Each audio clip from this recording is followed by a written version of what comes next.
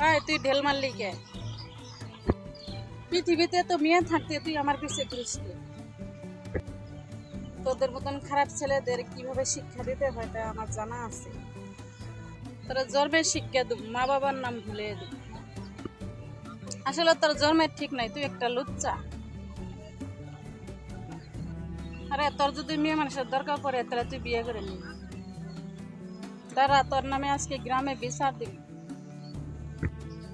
বাজান, আমার একটা ছেলে ডিস্টার্ব করে, তার জ্বালায় আমি অতিষ্ঠ। আমি যেখানে যাই সেখানেই যাই। এই দেখো আমাকে চিঠি দিয়েছে।